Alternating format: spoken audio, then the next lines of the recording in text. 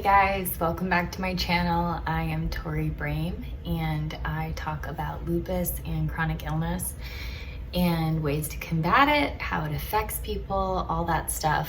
But this episode, this video, I don't know what you call it. It's YouTube, it's not really enough. I don't know. In this video, I am not really gonna bring any words of wisdom or lessons I've learned or anything. I am just gonna talk about something that I'm kind of going through right now. It's just like the, I guess, identity crisis of having a chronic illness. You know, over the years, I had a pretty good idea of who I was and what I was gonna do with my life and all that stuff. It definitely got derailed with my illness. I was in college, I had applied to grad school, I had gotten into grad school, and this whole time, you know, I had issues with my health, but they weren't really holding me back from life at all. And then grad school started and I couldn't keep up. I couldn't work full time and do grad school, and so I just decided to drop out of grad school and work full time. And then even that didn't work. And so I decided to take a couple months off, just figure out my health. When I did that, my health got so bad that within 6 months I was bedridden. You know, that's a tough blow for somebody who's young in their 20s. And most people who have lupus and chronic health conditions, specifically autoimmune, get diagnosed in your early 20s. You know, which is so frustrating when people are just like, oh, you're too young to have that. It's like, no, I'm really not. Like, this is the age you get it. This is what it looks like, unfortunately. You know, I was right on time with that. I was like dead average in getting it. 23 was when I became super symptomatic, and then I didn't get diagnosed until 27. Yeah, 27. So when you are like 25 or 26 and you are bedridden, you know, had all these plans. I had just moved into a house with my fiance. We were about to get married. We did get married.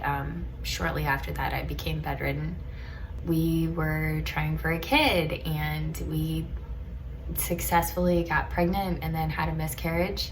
And then after that, my health just went completely downhill. And so it was like, I had this life. I had this house and career plans and this husband and this like family plan and like all these things that were mine and were like this far away from me, and I could just reach out and grab them. And then my health just completely took those things away, took that expectation away. And so I had to like readjust my thinking. It took a while. It was a pretty depressing summer and next few years where I was recalibrating what my life would look like. And you know, all the things that the doctors were telling me, all the misdiagnosis, all that stuff, it was a lot of, you're gonna be hurting for a while, and that life that you thought you were gonna have, you're never gonna have. I remember my rheumatologist was talking to me about disability, and she was just like, you know, you would 100% qualify for disability. I wanna help you get it.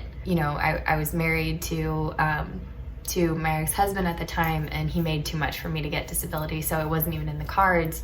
But just that conversation with her, or the handicap parking pass, like just those little things where it was like a new nail in the coffin for what my life was gonna look like. Like I could qualify for disability and I would qualify for a handicap parking spot, and you know, all these things where she was like, she wanted to help me in any way that she could, and that meant handicap parking pass and disability if I needed it.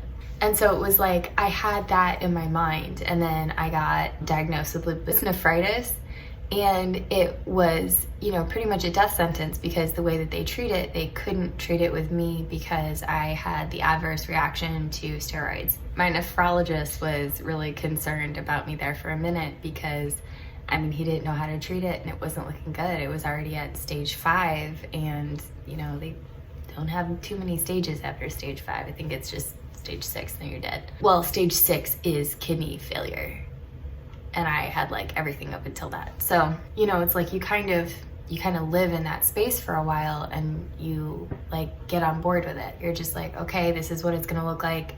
This is how I can make my life look good.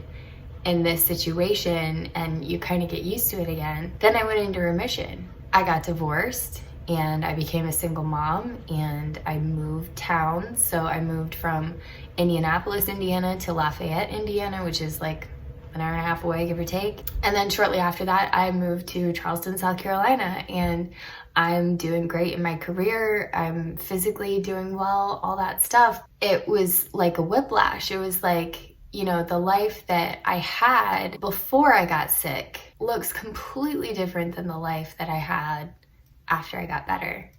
And so it was like, you can't even say I got my life back because I got a completely new life. And I am very grateful for it. I'm glad that I'm, you know, doing so well and feeling so good. It is hard to get used to, you know? It's like most of us, when we reach 30, we have had 10 years to build that.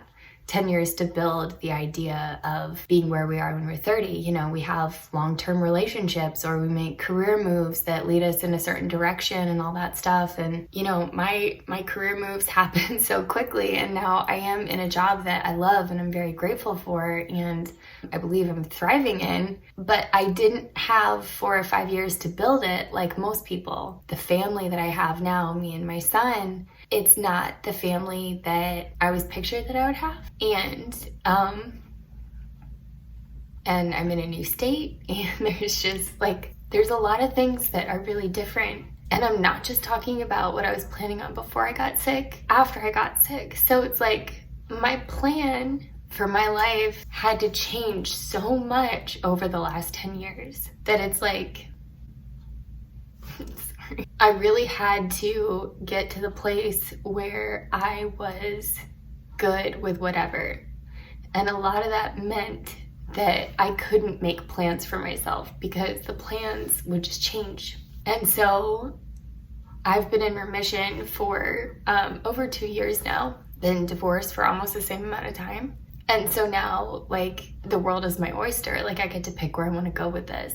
And, you know, there is a lot of pressure after being so sick and then getting better. It's like you've been granted a second chance at life. That is like the definition of like no pressure, because it's, you know, what are you going to do with a second chance? How are you going to help others, or how are you going to live a better life than you would have in the first place, and all this stuff. And it's like, I'm just trying to figure out what I like to do again. Like, I'm literally trying to figure out what kind of stuff I like, what kind of person I am after all that. And, you know, it is a whiplash over the last 10 years. Like, I've lived 3 completely separate lives, and now I'm here and I'm in a good space and I get to do whatever I want. But even that crossroads, even that choice of you get to do whatever you want now, how are you going to spend the rest of your life, is scary. And I'm still not making plans. I'm still not thinking about my future or, you know, what I want things to look like, because I've had so much change in the last 10 years that it's scary. It's like, you know, I'm at the end of a game show and there's all of these doors that you can choose from, like what's behind door number 1, door number 2, door number 3. I am not choosing any of them because I'm just waiting to see what door opens next. And, you know, even that is a scary place to be in, because it's like, you know, you gotta have a plan. Like, you gotta have something that you're working on, something that you're moving towards. But it's like, I don't right now. And it's scary to have a plan because, you know, that might change too. So that is my video right now. Just kind of what I'm going through. So if you're having a hard time adjusting to being sick or being better after being sick, you know, they're both. And honestly, I feel so guilty even saying it, because it's like, getting better is such a gift. But it is different and it is a big change, and there's a lot of responsibility that gets put on you after being better that you just didn't have when you were sick. You didn't have that choice because you were sick and you couldn't do all those things. And so it's like, now you can. How are you going to deal with it? How are you going to work on it? And so that's all I got. That's where I am right now. And So if you're going through it, you know, either on the getting sick part or the bouncing back part, just know you're not alone, and it is something I'm feeling pretty hard right now. So anyway, so I hope you guys are doing well, and yeah, let me know. See ya.